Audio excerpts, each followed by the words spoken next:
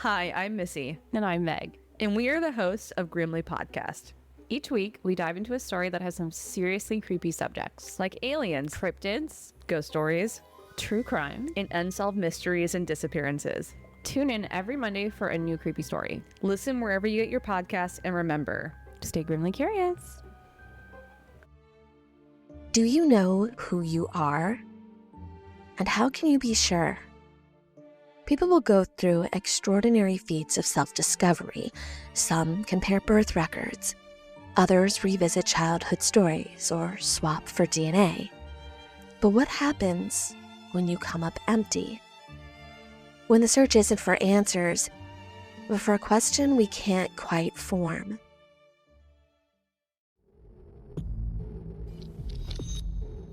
Welcome to Down the Crooked Path. I'm your host, Amanda Joy. Join me as we dive into eerie and spine-chilling stories that blur the lines between reality and the unknown. From cryptids and mysterious disappearances to true crime, UFO sightings, and paranormal activity. Venture into the unknown and uncover the secrets that lie down the crooked path. In 1828, a teenage boy stumbled onto the streets of Nuremberg like a puzzle piece with no matching edge. He had no name, he had no memory, just a note in his pocket with a story too fragmented to trust. His name, Kaspar Hauser, was given, not remembered. He became the fascination of a society hungry to define him. Was he a lost heir, scientific marvel, deceptive imposter? Maybe all of the above. But beneath the noise was a quiet truth. He might have been the only one not pretending. Today's journey dives into a life without a past, and the strange obsession that followed. Was he a victim, a symbol, or something else entirely? This is the story of Kaspar Hauser and the unsettling questions he leaves behind. Who are we? Especially when everything we know about ourselves might be wrong. On a quiet Monday afternoon, May 26, 1828, the city of Nuremberg, Germany, became the stage for an event that would ignite whispers and speculation across Europe. A teenage boy, roughly 16 years old, emerged at the gates of the city. He seemed dazed, exhausted from walking, his gait awkward and unsteady. His clothing was simple yet peculiar, worn and coarse, almost peasant-like, but unfamiliar in its style, as if he had been dressed by someone with little sense of the outside world. The boy seemed completely unfamiliar with the world to which he had just arrived. He did not recognize everyday objects, showed no understanding of money, and had no grasp of reading or writing. He reacted to the clatter of carts and the bustling crowds with kind of startling confusion, flinching at unfamiliar sounds and staring wide-eyed at ordinary sights as if they were an impossible novel. His mannerisms suggested that he had spent much of his life in isolation, shielded from language, interaction, and even sunlight. The townspeople immediately recognized that the boy needed help. When questioned by authorities, he offered little more than two phrases: "I want to be a cavalryman like my father," and "horse, horse," spoken with stiff repetition, like something memorized long before he understood what it meant. He didn't seem to know his own name, nor could he explain where he came from. His identity remained locked behind vacant stares and fragmented speech. Clutched tightly in his hands were two small folded papers, yellowed and smudged from being handled, possibly for days. The first was addressed to the captain of the 4th Cavalry Regiment and was written in almost childlike script. It claimed that the boy had been taken as an infant and raised in complete isolation, never allowed to leave the confines of his caretaker's home. It stated that he was now being released into society, expected to follow in the footsteps of his deceased father by serving in the military. The wording was formal, yet strangely off-kilter, as if mimicking official correspondence without fully understanding its tone. The second letter alleged to be from his mother, but bore no date and only offered vague references to family ties and a brief mention of having given birth in 1812. The descriptions were either oddly sentimental or curiously vacant, altering between sweet family life and a tone of emotional distance. Strikingly, both letters seem to have been written by the same hand, despite supposedly coming from two different people. The penmanship featured identical quirks, uneven pressure, sharp angles in the looped letters, and a signature rhythm in the way certain words were misspelled. Officials who examined the documents noted their inconsistencies, the lack of specific place names, the absence of dates, the strange, almost rehearsed details that seemed designed to invoke pity without supplying verifiable truth. And more troubling, neither letter explained how the boy had traveled to Nuremberg or why he had arrived alone. It was as if the paper trail had been crafted to introduce him to the world without truly revealing anything, just enough to grant him a name and purpose, but not enough to account for the life that he had already lived, or the silence in his eyes that suggested much of it had been spent in darkness. Though the boy could not speak his own name, one detail appeared consistently in both letters: Kaspar Hauser. And so the boy became known as Kaspar Hauser. He did not choose the name, nor did he recognize it, but it was the one written in the letters he carried. It became his identity by default, absorbed into official records and echoed through police reports, witness statements, and eventually newspaper headlines. The name gave the public something to hold on to, even if the boy himself remained a stranger to it. With no family to step forward, no language that could place him, and no search efforts that matched his appearance, Kaspar's origins remained unresolved. Yet his name began to move quickly, picked up by scholars, whispered in parlors, and examined in drawing rooms far beyond Nuremberg's borders. People speculated endlessly about what he might reveal if he could only speak clearly, if he could only remember something. After his bewildering arrival in Nuremberg, Kaspar Hauser was placed under temporary custody in the city's prison tower. Authorities, unsure of what to make of him, assigned Andres Hittel, the tower jailer, to oversee his care. Hittel was not a physician or a scholar, but he approached the boy with quiet patience. In those first days, Kaspar cried often, refusing food beyond bread and water, and seemed overwhelmed by even the simplest interactions. He sat motionless for hours, avoiding eye contact, startled by candlelight and the ticking of clocks. But something shifted when Hittel's children began to visit. His 11-year-old son in particular took a gentle interest in Kaspar, teaching him letters and encouraging him to speak. One of the first gifts given to Kaspar during this time was a small wooden toy horse. He clung to it with unusual intensity, cradling it as if it were familiar. He called it horse repeatedly. The toy seemed to comfort him, and it quickly became one of his most prized possessions. Moved by his progress, authorities allowed Kaspar to live on the lower floor of the tower alongside the Hittel family.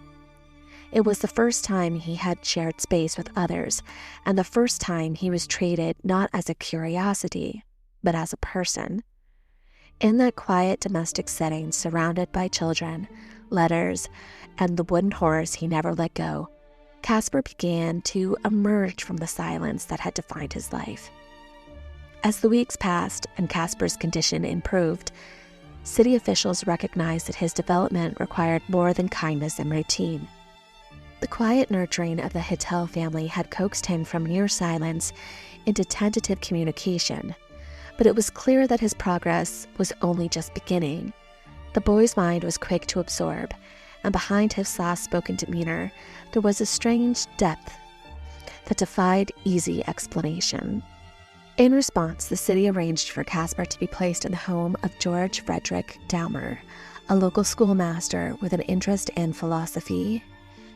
Daumer offered a different kind of sanctuary, one built not on comfort but on inquiry. His household was modest but structured, filled with books, instruments, and ideas. Kaspar entered it not as a patient, but as a student. Where Hatel's children taught Kaspar to speak, Dahmer gave him language. Through methodical lessons, he learned to read, to write, and to express thoughts with increasing clarity. His sketching grew more elaborate, and his curiosity expanded beyond toys and letters. He began asking questions, some naive, some with startling abstract, about nature, morality, and human behavior. Dahmer was fascinated. He recorded Kaspar's progress with precision, noting moments of insight, confusion, and emotional volatility. Although initially awkward and timid, Kaspar took to instruction with surprising speed. Within weeks, he demonstrated an aptitude for reading and writing, absorbing language as if it had always been just beyond reach. He began composing simple sentences and answering questions with growing confidence. Often scribbling down thoughts he struggled to articulate out loud. Drawing, too, became a favorite outlet. He filled pages with detailed sketches, often depicting architectural structures, fascinating landscapes, and intricate designs that astonished those who saw them.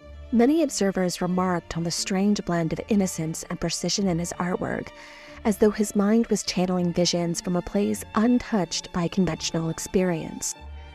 This period marked a transformation. Kaspar, once mute and aimless, was now a student, engaged, observant, and curiously gifted. His progress only deepened the mystery, raising new questions about where such talents had come from and how much he had truly understood about his circumstances before arriving in Nuremberg. Yet, beneath the excitement, there lingered a quiet truth. The more Kaspar learned to speak and write, the more haunting his story became. As Kaspar began to develop language, he slowly revealed fragments of the life he claimed to have lived before appearing. He spoke of a confined existence inside a dark, narrow cell, scarcely larger than a closet. There were no windows. The floor was hard and cold. He did not recall seeing sun or the feeling of fresh air. For as long as he could remember, the boy had been kept there in total darkness, never spoken to, never allowed to leave, and his only source of sustenance had been bread and water, which appeared beside his straw bedding each morning, left silently. He claimed that sometimes the water had a weird taste to it and a tinge to the color. He would fall asleep, and when he would awaken, he often found that his nails had been trimmed, his hair cut, and he had been bathed, although he had no memory of how or when this had been done. There were long stretches of sleep punctuated by brief awakenings. He had little concept of time, was essentially cocooned by silence, never knowing whether it was day or night. Eventually, a man began to visit Kaspar. He recalled the figure wearing a mask and keeping his face hidden. Oftentimes, when he would enter Kaspar's cell, he would force him to turn his back to the man and face the wall. The man never offered his name. He did, however, begin to teach Kaspar to walk and write, placing a wooden horse in the boy's lap and showing him how to form letters, drilling him in repetition. Kaspar remembered being taught how to hold a pen, to copy phrases, and even to recite the peculiar sentences he would later repeat. I want to be a cavalryman like my father, and horse, horse. After some time, the masked man led Kaspar from his cell, blindfolded him, and guided him through an unfamiliar landscape. Kaspar described feeling the pavement beneath his feet for the first time. The man left him alone in the streets, with those 2 letters tucked in his hand and the rehearsed phrases in his mouth. This was the only script he had ever known. The public's reaction to Kaspar's emergence was immediate and intense, equal parts fascination, empathy, and suspicion. In Nuremberg and beyond, people flocked to catch a glimpse of the strange young man who had arrived without a past. Crowds gathered outside the homes where he was being kept, bringing gifts, others simply hoping for a sight of his pale face and uncertain eyes. The newspapers picked up the story quickly, printing dramatic accounts that blurred fact and speculation. His name, previously unknown to the world, became the centerpiece of a sensational narrative. Many saw Kaspar as a symbol of innocence and suffering.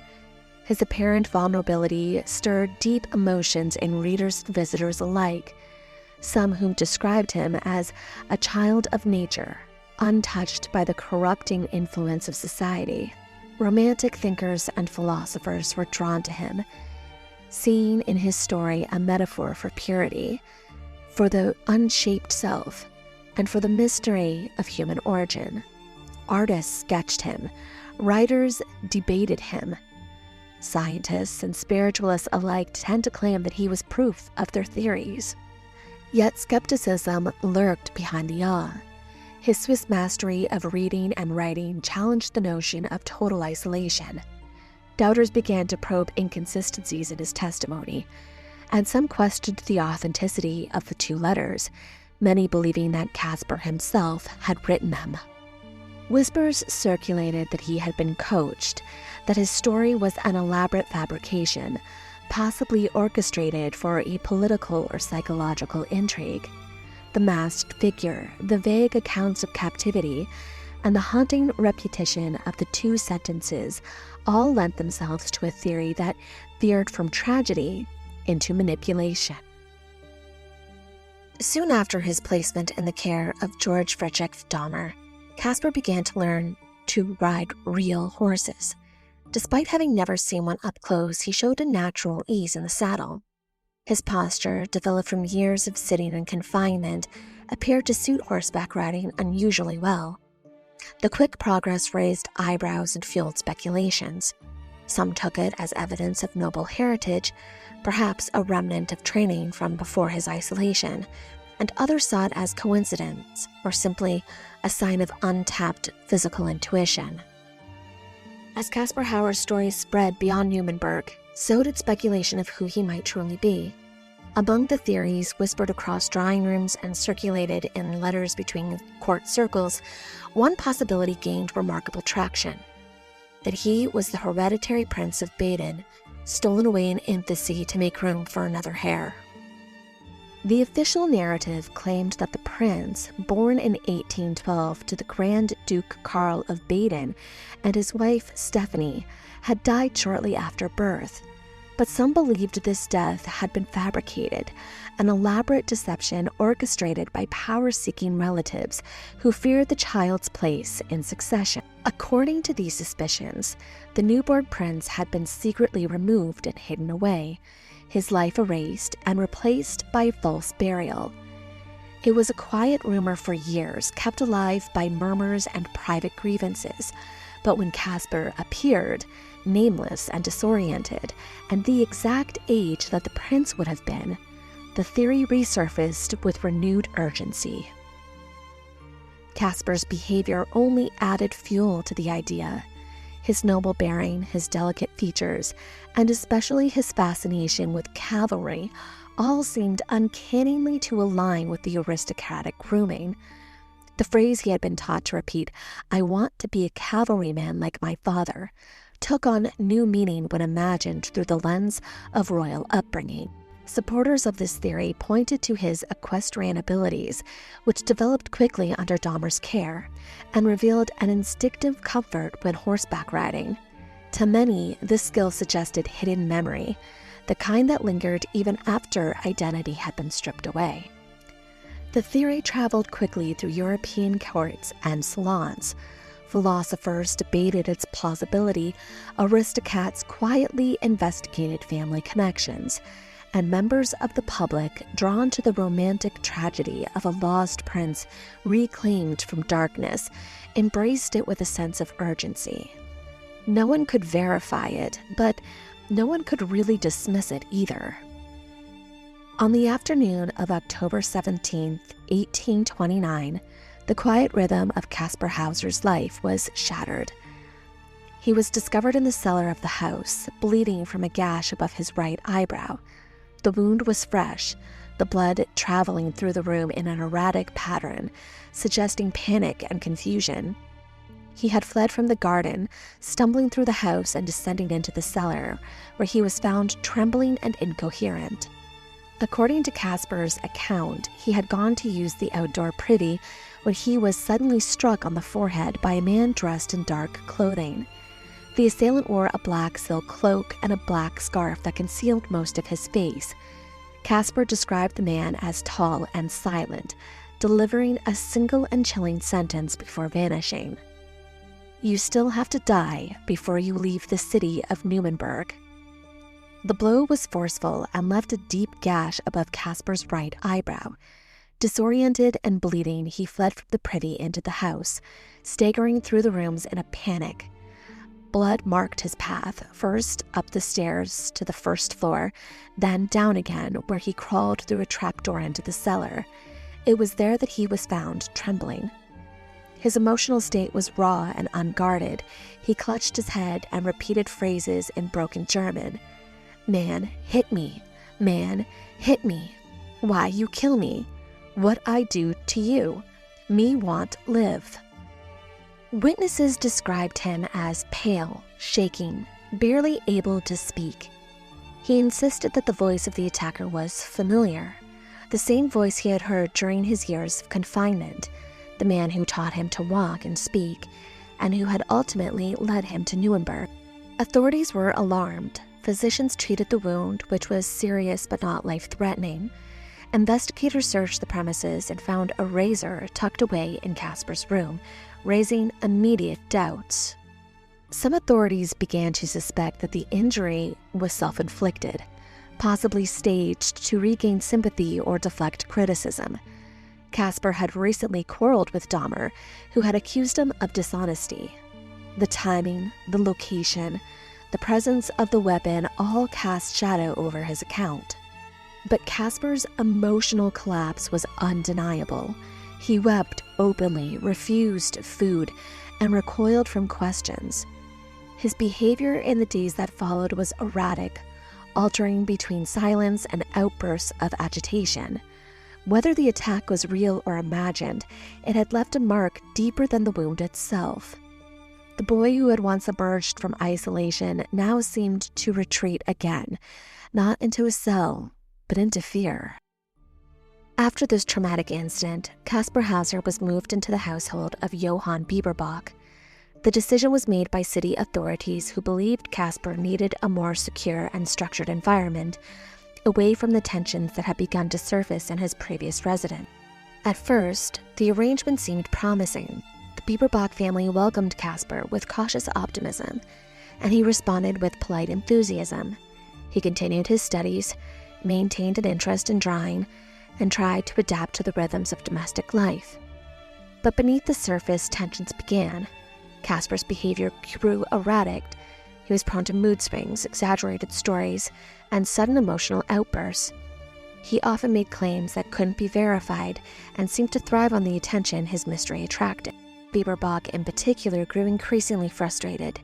She described Kaspar as vain and manipulative, accusing him of dishonesty and theatrical self-pity.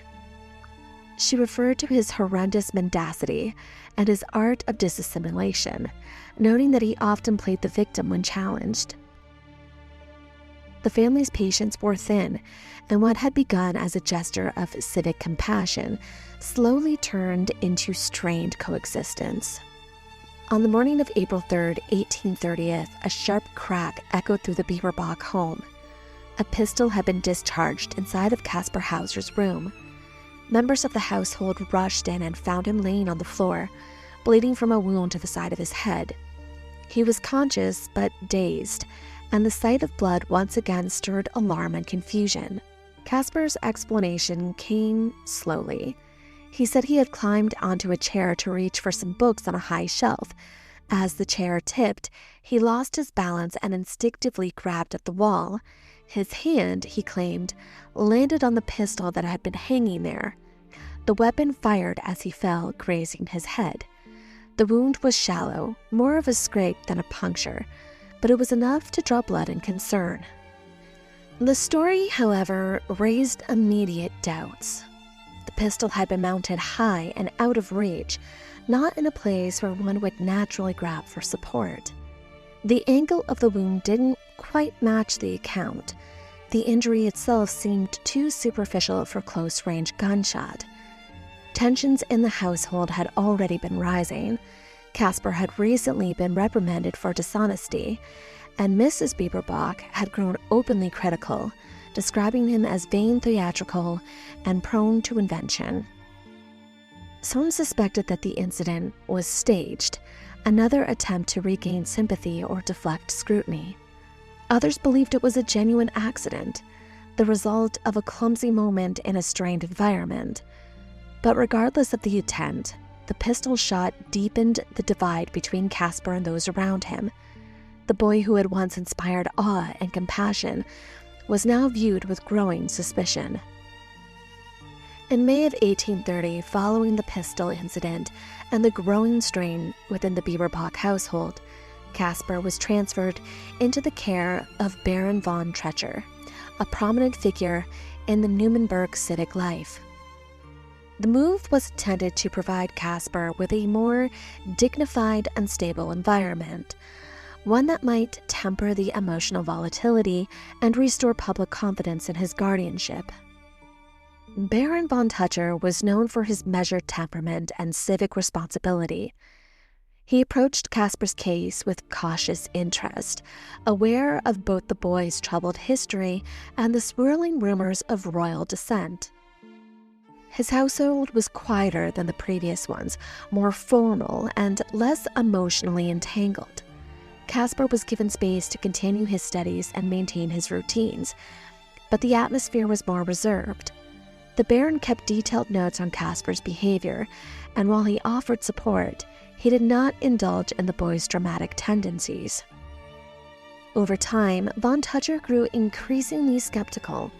He noted Kaspar's vanity, his tendency to exaggerate, and his frequent contradictions. Like others before him, the Baron began to question the authenticity of Kaspar's stories. He described him as full of vanity and lies, echoing the frustrations voiced by the Bieberbach home. Yet despite these doubts, von Trecher did not abandon Kaspar. He remained his legal guardian and continued to advocate for his protection, even as the boy's reputation began to fracture. This period marked a subtle shift in Kaspar's public image. No longer the wide-eyed innocent, he was now seen by many as a complicated figure, part victim, part instigator. The Baron's household offered structure, but it could not resolve the deeper questions that clung to Kaspar's identity. Lord Philip Henry Stanhope arrived in Nuremberg in 1831, drawn by the growing mystery surrounding Kaspar Hauser. By then, Kaspar had become a figure of fascination across Europe. His strange origins, rapid development, and the persistent theory that he might be of noble birth had captured imaginations far beyond Bavaria. Stanhope, an English aristocrat with a deep connection to German courts and a long-standing interest in continental affairs, was intrigued. Their first meeting was warm.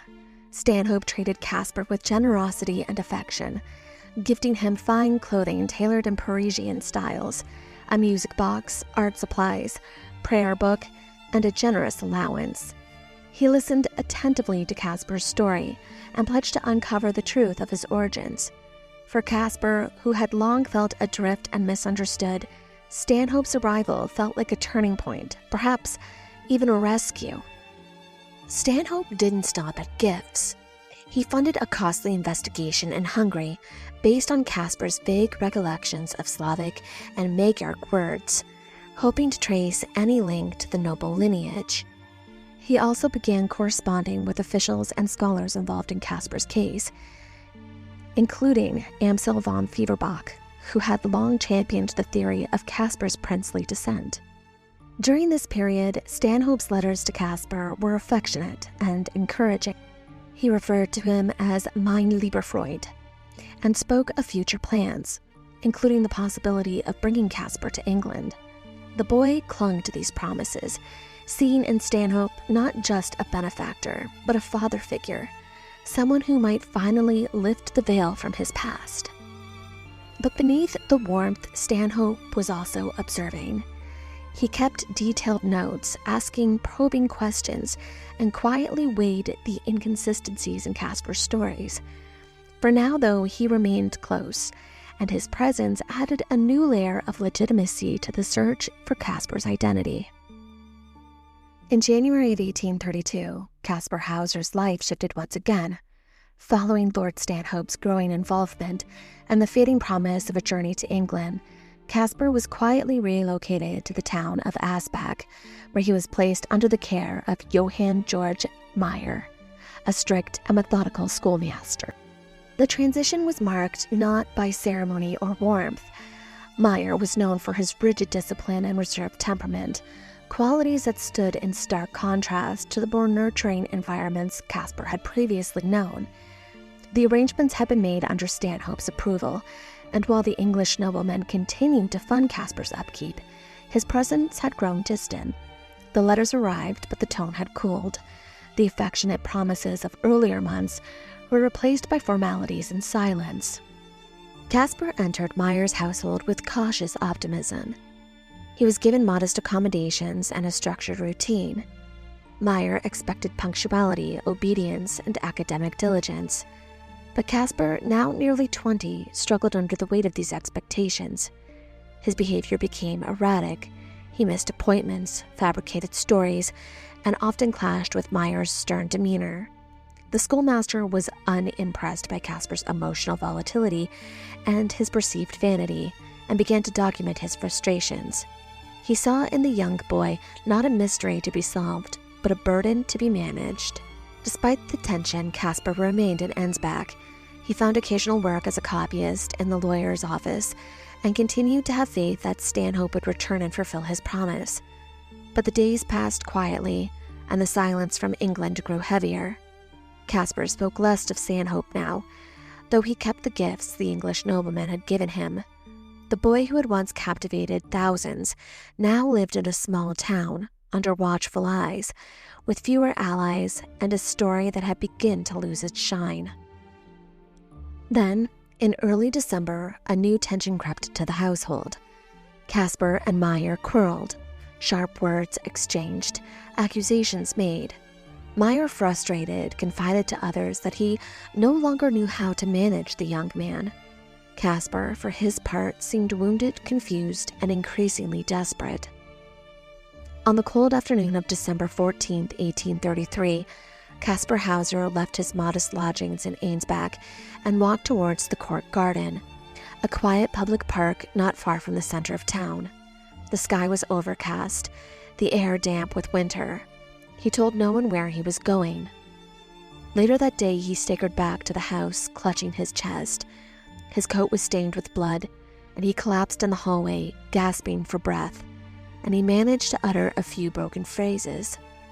Went court garden, man, had knife, gave beg, struck. I ran as I could. Beg must lie there. His voice was strained and his breathing shallow. A wound had pierced his left breast, narrow and deep, consistent with a stab from a sharp double-edged blade. The authorities were summoned immediately. Kaspar was barely coherent, but he insisted that he had been lured to the garden by a stranger who claimed to have information about his origins.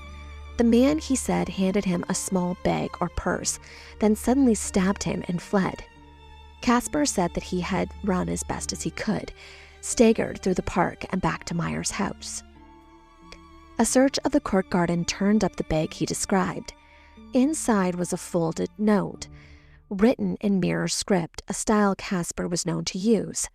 The message, translated from German, read, "Hauser will be able to tell you quite precisely how I look and from where I am. To save Hauser the effort, I want to tell you myself from where I come. I come from the Bavarian border, on the river. I will even tell you the name, M.L.O." The note was riddled with spelling and grammatical errors, many of which matched Kaspar's own writing habits. The triangular fold of the paper was also the style he frequently used. No weapon was found, no footprints in the snow beyond Kaspar's own, no witnesses. Kaspar's condition worsened over the next 2 days. He drifted in and out of consciousness, muttering incoherently about writing with pencil and repeating fragments of the attack. Physicians tried to treat the wound, but it had punctured too deeply. On December 17th, Kaspar Hauser died. His final words were said to be, "I'm tired. I want to die." The town mourned, but the questions multiplied. Had Kaspar been murdered to silence a royal secret? Had he staged the attack himself, only to misjudge the depth of the wound? Was the note a clue or a fabrication? He was buried in Ansbach, and his epitaph reads, "Here lies Kaspar Hauser, enigma of his time, mysterious his death." The death of Kaspar Hauser sent ripples through Ansbach and far beyond. For a boy once crowned in whispers as a lost prince, his final days unfolded not in grandeur, but in pain, alone, bleeding, and afraid. The townspeople, long divided in their opinion of him, reacted with stunned silence. In the days after the fatal stabbing, speculations reignited like dried tinder. Some mourned genuinely, recalling the pale stranger who had arrived years earlier with a letter in his hand and no past to speak of. Others eyed the strange note found in the court garden and whispered of conspiracy. Some said that someone had returned to finish what had begun in the shadows of Nuremberg. Yet beneath the mourning, suspicions turned sharply towards two men. And Meyer, Kaspar's guardian in Ansbach, became a lightning rod for criticism. Known for his strict manner and emotional distance, Meyer had long struggled with Kaspar's temperament. The relationship was strained, marked by arguments and tension, particularly in those final weeks. It was whispered that Meyer had shown little urgency after the stabbing, questioning the injury's legitimacy even as Kaspar's life slipped away. In the minds of many, Meyer wasn't merely inattentive. He had become a symbol of all the ways the boy had been veiled. And then there was Lord Stanhope. Once Kaspar's most devoted patron, Stanhope had filled the young man's life with gifts, promises, and hope. He had pledged to take Kaspar to England, spoken warmly of friendship, and even funded investigations into the boy's murky past. But as the years passed, his tone cooled, the letters grew sparse, and the promised journey never came. And when Kaspar lay dying in Ansbach, Stanhope was nowhere to be seen. For those who believed in Kaspar, Stanhope's absence felt like a betrayal. Whispers spread that the English lord had played a role far more calculated than protective, that he had come not to solve a mystery, but to contain it.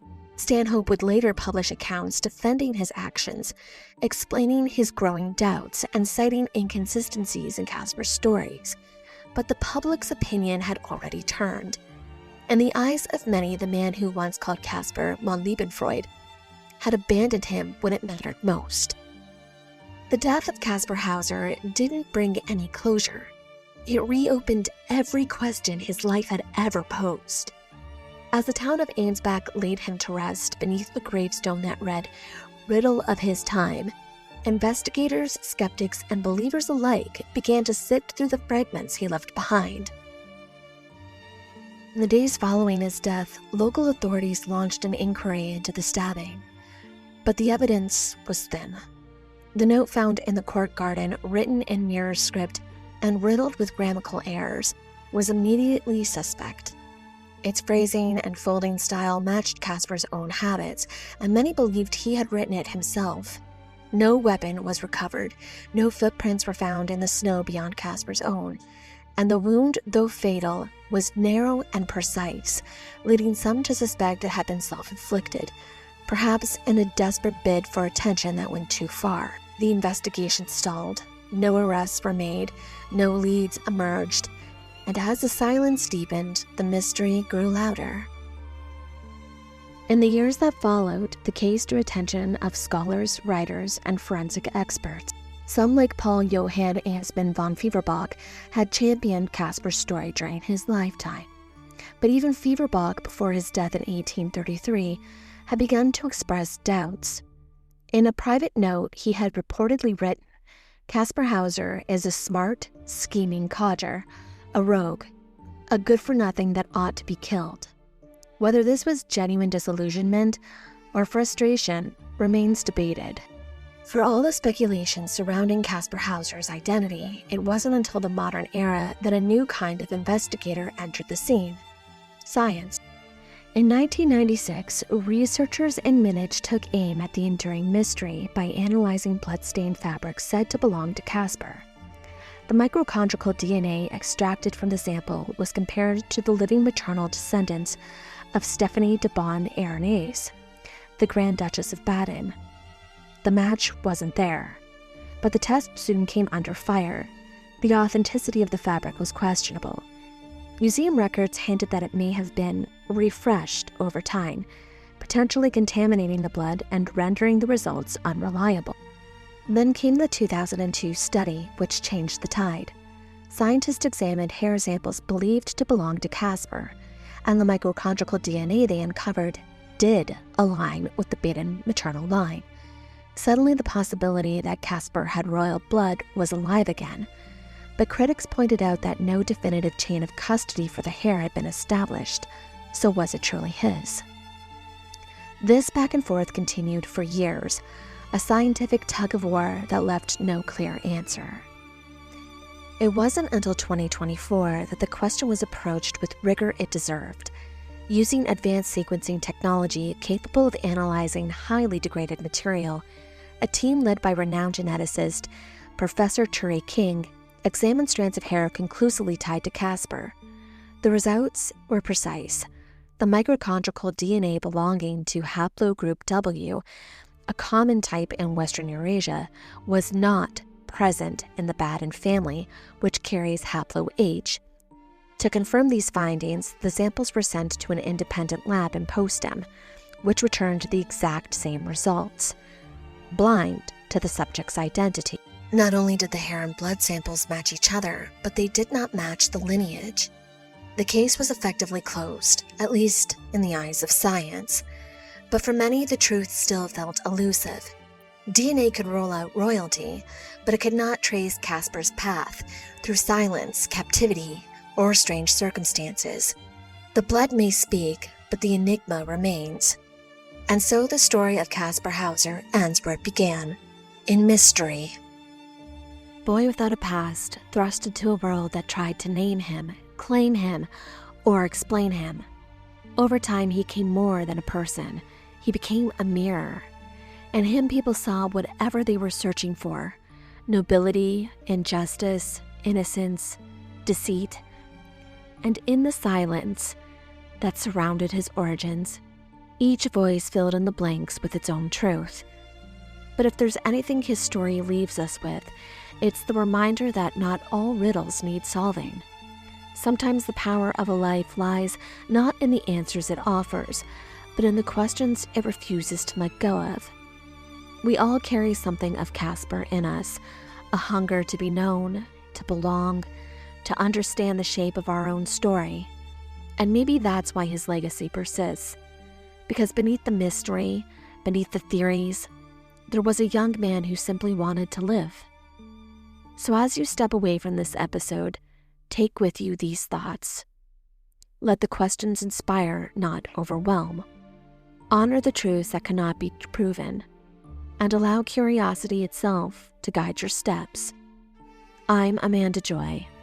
Thank you for listening.